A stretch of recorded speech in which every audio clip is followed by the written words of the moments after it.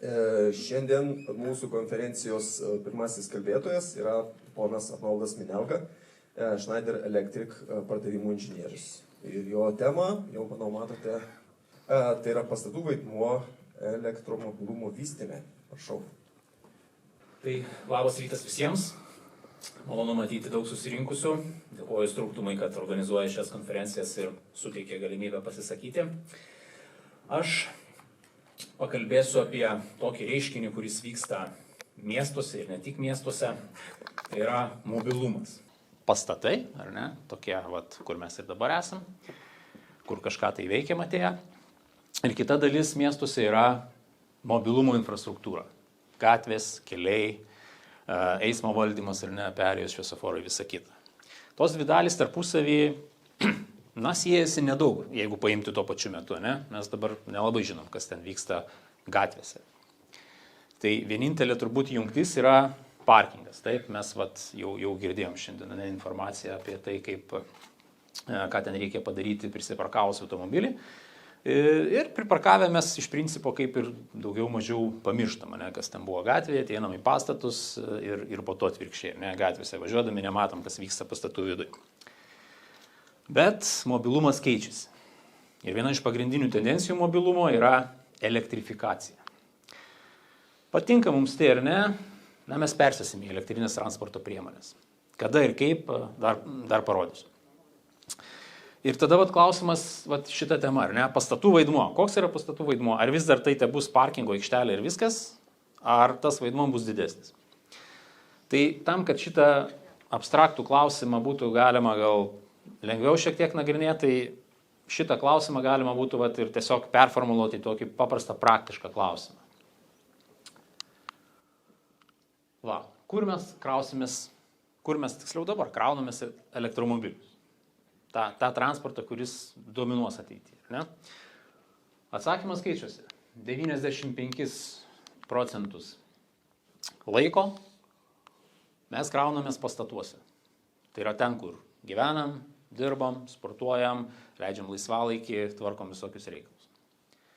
Ir tik tai maždaug apie 5% krovimo sesijų vyksta tam vadinamam tranzite arba kelyje, kažkur tai, kaip būtų degalinių analogas, kai kas elektrodegaliniam vadina.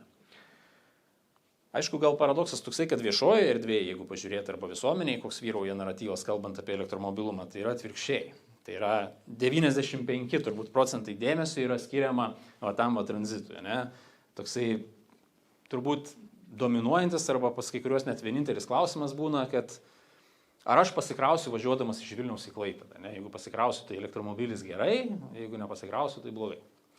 Tai mano tikslas yra tas proporcijas tam viešam naratyve pastatyti į tas teisingas. Ne? Kad mes turim kalbėti apie krovimą pastatuose. Kodėl? Kai mes važinėjom su automobiliu su vidaus degimo varikliu, ne? Tai mes esame įpratę, mums baigėsi kuras, mes užsukam į degalinę, kelias minutės, prisipilam, važiuojam toliau.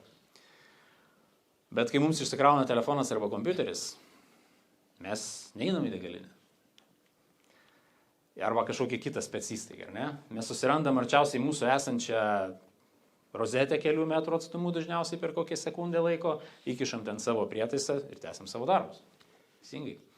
Tai tokia pati logika turi būti ir su elektromobiliais. Kodėl ir kaip, dar parodysiu. Bet čia ir mano tikslas ir yra kvietimas toksai. Mūsų pastatų, miestų kūrėjams, vystytojams, statytojams, naudotojams, visų kitų vaidmenų kūrėjams įsitraukti į šitą temą. Tai nėra transporto vien tik tai tema. Tai yra netgi labiau pastatų tema. Ne? Nes tai yra 95%. Jeigu šito nebus, tai, man atrodo, tie transportininkai dar ten ilgai ir nuobodžiai, suks galvas, kodėl žmonės nepersėda į elektromobilius. Tai tikiuosi, kad aš, parodžiau, kad pastatai yra labai svarbus mobilume ir kad transporto sektorius vienas arba ten valdininkai įgyvendinami žaliąjį kursą, neįsitraukdami į pastatus, nieko nepasieks. Mes turim jiems padėti, mes turim patys būti aktyvesni ir ten eiti. Tai kaip dabar tą padaryti? Be abejo, joks darbas neapsieina be iššūkių. Kokie čia yra iššūkiai? Iššūkiai yra išaugęs energijos vartojimas pastatuose. Teisingai, dėl to ir yra vadinama energetinė transformacija.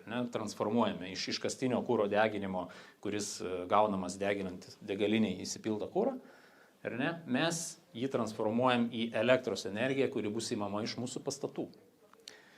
Na ir iššūkis toks, matot skaičiais, aš viską mėgstu rodyti skaičiais, yra prognozuojama, kad 2030 metais, tai pastato masteliais tai yra jau praktiškai ant nosies ir nesekantis remontas, apie pusę energijos suvartos elektromobiliai.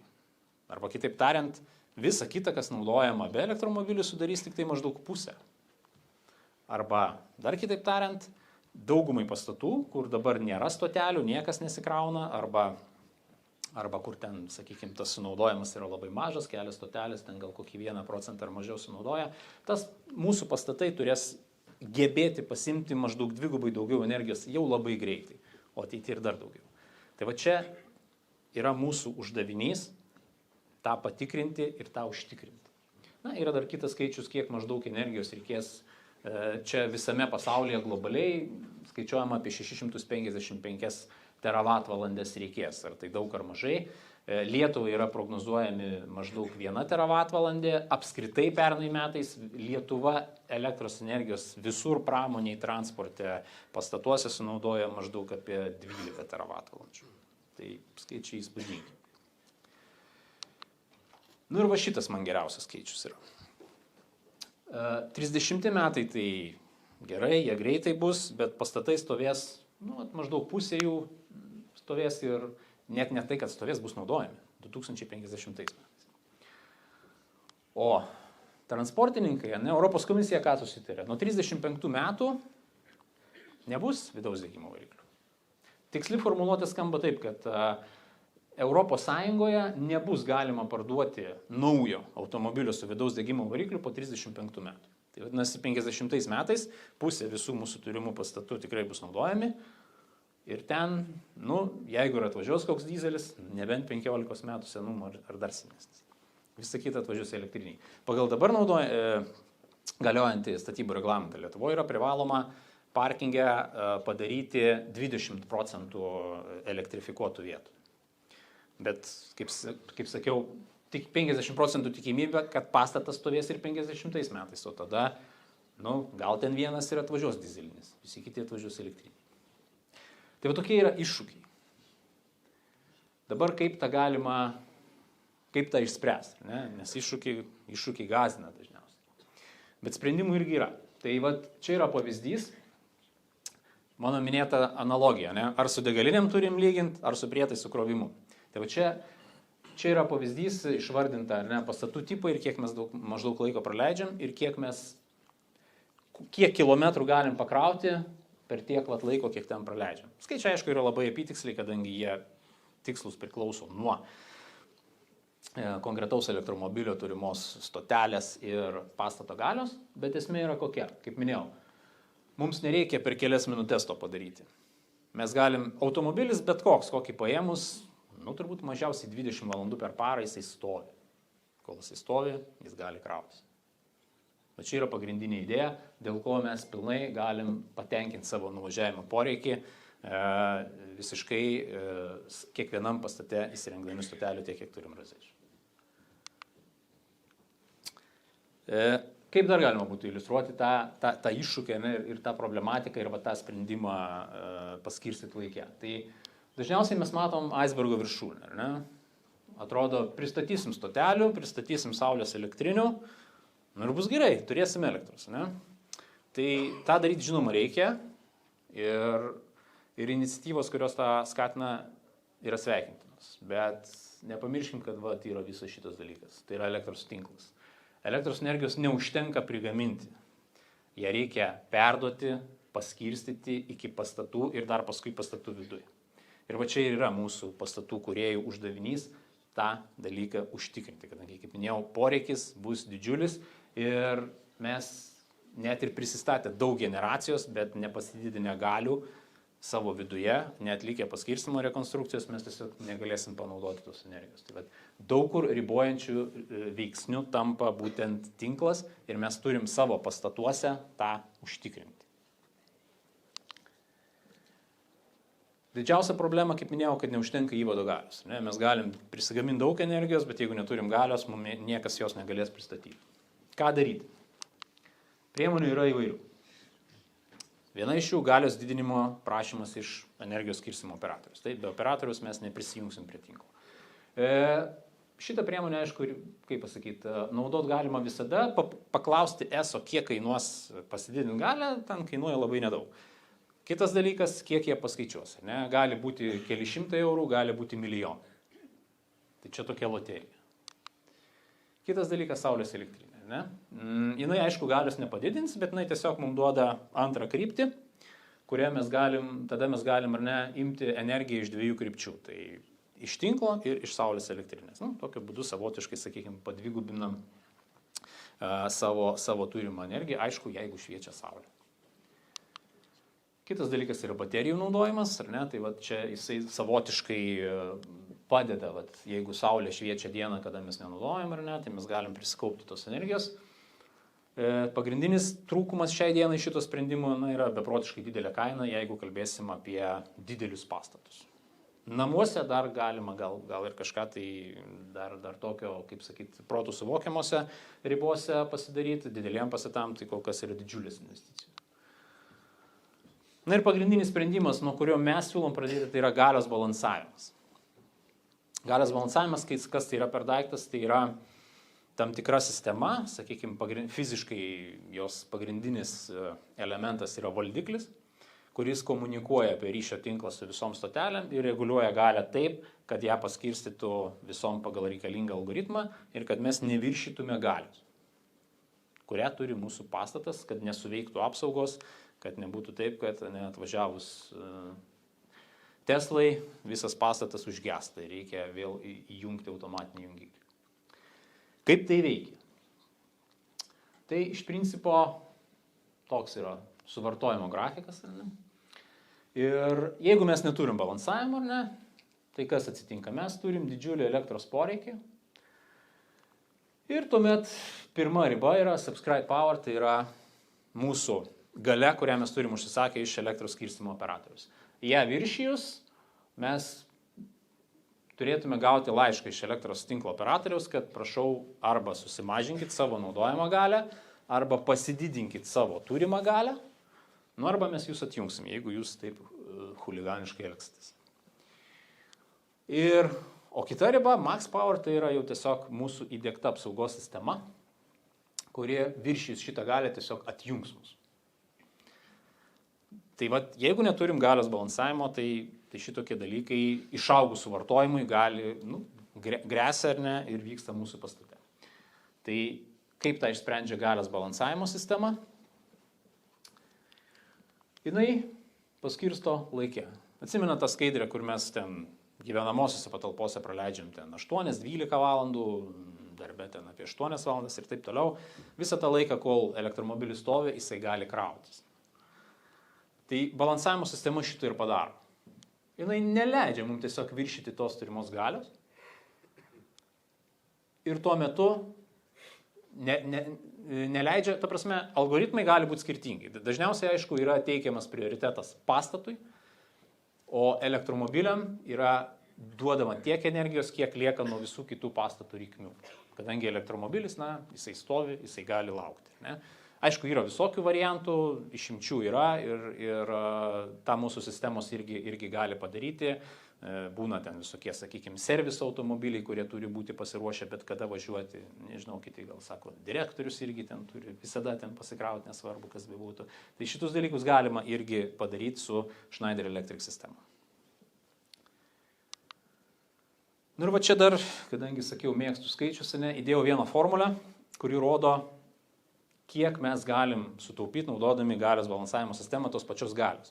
Kadangi galia, kaip minėjau, turtas yra didelis. Čia, jeigu dar prisimint žiniasklaidą, čia prieš kokį mėnesį turbūt skambėjo atvejis, kai Smalininkų mokykla nusprendė pasistatyti saulės elektrinę, paprašė ESO prijungimo sąlygų ir ESO pasakė, kad jums kainuos 1 milijoną eurų prisijungti pasistatyti saulės elektrinę ir ją prijungti prie tinklo. Tai va čia, ką mes galim padaryti su ta pačia turima gale, ne? Arba su jie žymiai mažesnė. Čia yra, sakykime, formulė, jos čia nereikia atsiminti, bet pakomentuosiu taip, ne? Kaip minėjau, apie šiuo metu 20% parkingo pagal dabar galiojantį STR, jeigu šiandien išsiimtume statybos leidimą, mes turim elektrifikuoti. 20% stotelių padaryti prieinamą savo parkingą. Ne? Nu, tai paėmus paprastą atvejį, 100 vietų parkingė, mes turim padaryti 20 stotelių. Nu, dažniausiai stotelės, sakykime, 11 kW, ta tokia vidutinė galia yra krovimo, ar ne? Ir yra toksai dar koeficientas kaip panaudos faktorius, ar ne, tas demand factor. Jis yra 0,4. Ką tai reiškia? Tai reiškia, kad, sakykime, viešajam parkingė, ar ne, nu, arba kad ir tokiam kaip šitas, dažniausiai nebus taip, kad visi vienu metu krausis. Ne? Jie atvažiuos skirtingų metų kraus. Ir kaip mes sakėm, galim skirtingų laikų, mes galim jiem primažinti tas galės, kai jų atvažiuoja daug ir padidinti, kai jų yra mažai. Iš to išplaukia, kad mes galim viso labo su 88 kW užtikrinti 20 elektromobilių krovimų. Tai jeigu palyginsim tas, matėt skaidrę, kur kelyje tranzite stovi stotelės. Nu, aišku, tranzite 11 kW niekas nesikraus, ne, nes tada ten važiuojant iš Vilniaus į Klaipėdą, ten Kryžkalnį reiks 3 valandas sėdėti. Niekas šito nenori. Ne? Todėl ten reikia greito krovimo. Bet greitam krovimui reikia didžiulių galių. Jeigu mes Kryžkalnį, sakykime, ten reikia, norint greit pakrauti ar ne per kokį 15 minučių, tai reikia kokių 150 bent jau kilovatų. Tai jeigu čia padauginsim iš 20, tai gausim didžiulės galės, kiek, nėra. Ir, kaip minėjau, ten milijonais ir milijardais turbūt kainuos tokias padaryti. Vadinasi, galios balansavimo sistema, kuri gali paskirstyti laike. Ir tais atvejais, kai nėra būtinas greitas krovimas, jinai leidžia mums sutaupyti, nes, kaip minėjau, greito krovimo kokį 150 mes čia vienam elektromobiliui 88 neužteks. O šiuo atveju mes galim 20 elektromobilių užtikrinti krovimą. Aišku, skirtingose situacijose gali būti skirtingi tie koeficientai, bet iš esmės tai rodo potencialą, kiek mes galim sutaupyti galios, naudodami būtent galios balansavimo sistemą. Ir mūsų produktai, kurie yra suderinami su galios balansavimo sistema, turim vidutinio ir lėto krovimo stoteles, Evilink Pro AC jos vadinasi šitą seriją. Ir išskyriau greito krovimo stoteles, Evilink Pro DC. Kiek žinau, nedaug yra rinkoje gamintojų, kurie gali pasiūlyti greito krovimo stoteles, kurios yra būtent geba balansuoti pastato atžvilgiu. Yra daug siūlančių, kurie geba paskirstyti tik tai tarp tos pačios stotelės, ar ne, ten, sakykime, užsirezervavus 150 kW galę, ten gali paskirstyti tarpusavį, bet nėra daug sprendimų šiai dienai, kurie geba atsižvelgti pastato suvartojimą ir jeigu pastatas suvartoja daug, tada primažinti visų stotelių galę. Tai va šitas dalykas yra labai svarbu, nes yra jau žinoma atveju, kada pastačius greito krovimo stoteles, atrodo labai fainai greitai pasikrausi, bet jas paskui tenka atjungti, kadangi tiesiog pastatas neatlaiko. Tai vat mūsų sistema užtikrina tai, kad būtų galima ir greito krovimo stoteles prijungti, jeigu yra toksai poreikis. Ir taip pat įrengimui irgi turime sprendimų tam, kad nereikėtų tampyti daug kabelių ir sakykime, po kai kurio laiko, kai kiekvienais metais vis kažkoks skirtingas rangovas nusprendžia savo kabelį vieną pridėti, kas čia yra vieną pridėsi, aišku, čia šiek tiek hiperbolizuotas vaizdas, čia ne iš Lietuvos, bet galima iš tikrųjų naudoti šinolaidžius ir tada mes apskritai tokių vaizdų nematom. Tai irgi mūsų asortimente šitų sprendimų yra tam, kad tai atrodytų tvarkingai net ir rekonstrukcijų metu. Tai toks tiek būtų medžiagos.